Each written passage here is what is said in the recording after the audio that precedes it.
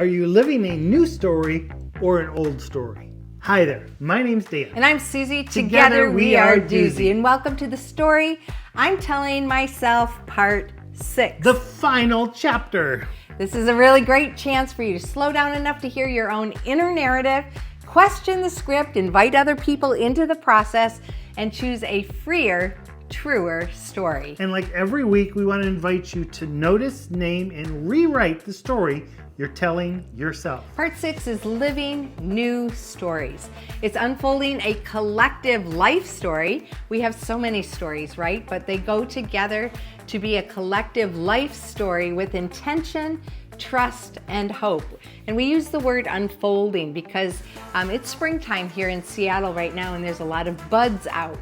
Now, if the buds stay there, they're really quite exciting right now because we're seeing the buds. I've got buds of tulips that are about to pop. I'm really excited about that. But if they never unfold and the beauty of that flower is released, just like our stories and our collective life story, it's going to be a missing piece in our world. And we really want to have living new stories that are unfolding as a result of this process we're talking about here. So if you've been following us through all 6 parts, there's a lot of pieces here. And the question is how do you unfold the plan? How do you create stories of life, that upward spiral of the fully alive life?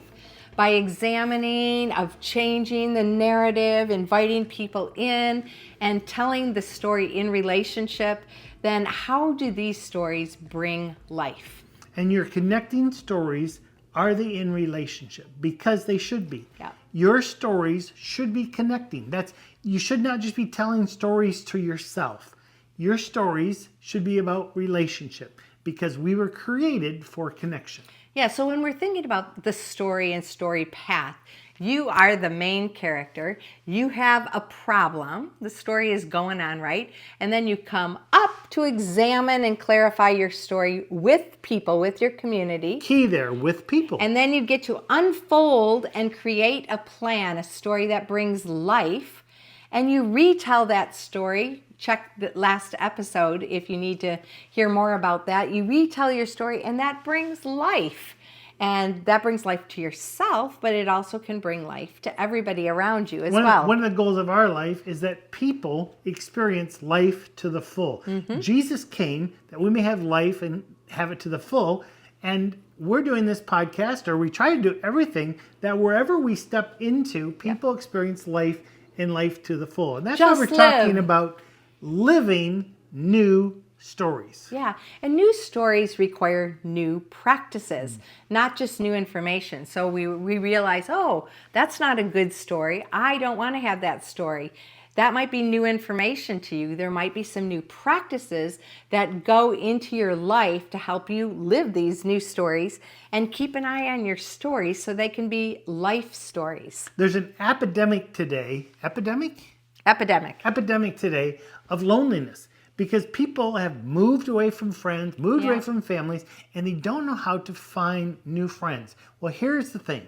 Friendships flourish when stories are aligned. When you tell your story and aligns with someone else, and it's me too, or I have a similar one, or I see it in the same way, or that's so cool to hear. Differently. Yeah, that's cool to hear. And you learn, and these things are shared. That's how friendships begin, they develop, and they grow. As a result of this particular series, the story I'm telling myself, one of my new practices is in relationships.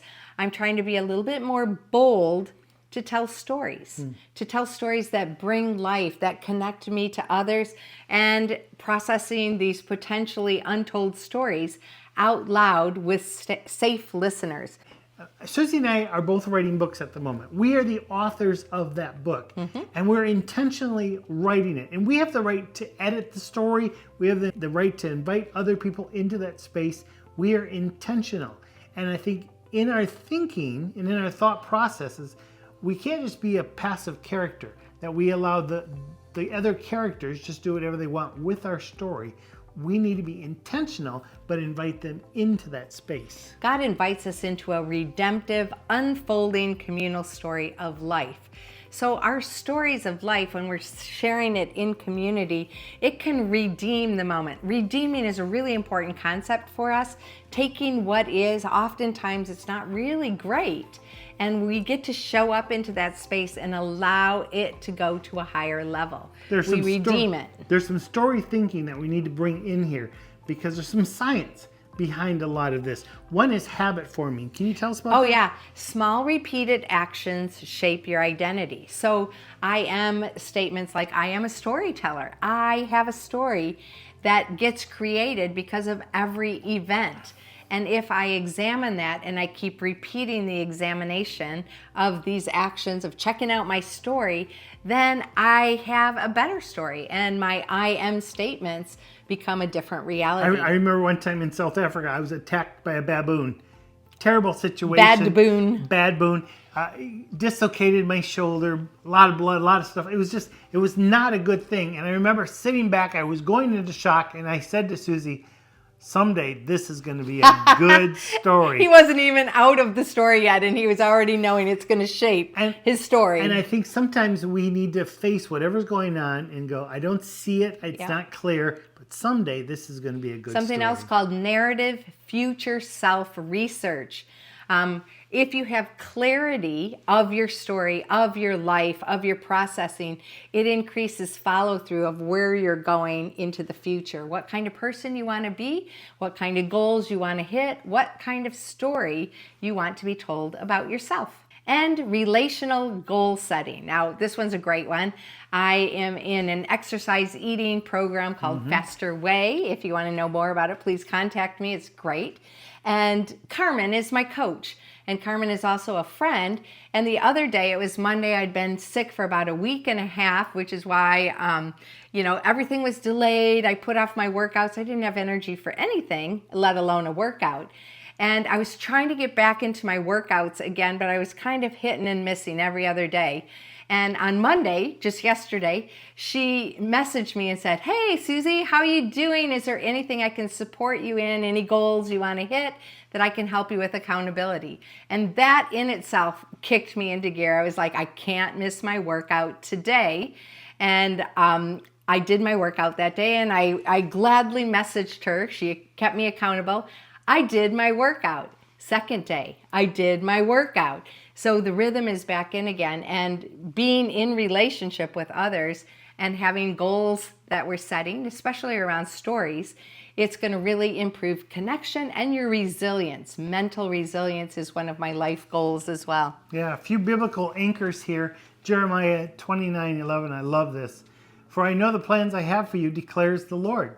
Plans to prosper you and not harm you. Plans to give you hope in a future. If you don't see the story you're telling yourself being one of prospering, of hope, of future, then it's probably not a God story. It's a downward story. And you need to change that up, because this is what God plans for those of us who follow Him, who love Him. We are His children. He doesn't want you to say, oh, I want to break them. There is, I want to establish them. So make sure that's part of your story. And in Revelation 21, and really throughout the whole Bible, there is this concept of God making all things new. There's like a refreshing and a newness. It's not really so great, but He does something to make it new and take it to a better level. And the Bible is a story about living a new story.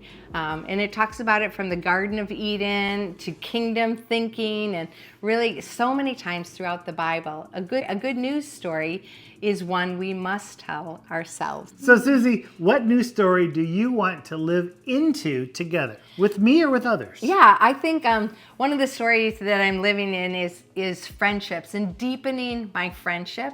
And I really do want to live into that together. Definitely with you, we're looking for deep couple friends, but also just friends that I can share unedited stories, good listeners.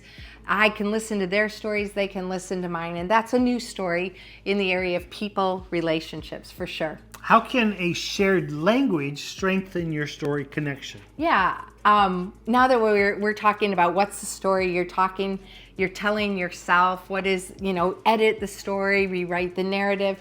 We have these terms that we've come up with that we've identified as key themes, and it's a shared language. So when we're processing, many times we use this shared language. And some of the people that we're journeying with in the Fully Alive Revolution on our Amazing Mondays, we have this shared language of many of the concepts that we've been processing together, sharing these unedited life stories, and it does really strengthen our connections. Yeah. And what new practices might help your life story stay alive? I think this people connection side and being vulnerable and courageous and brave and willing to tell stories in the midst of life and what I'm doing, not pushing my stories on people, but I think people want good stories of life. I have this dress jacket that I wear. It's a newspaper print.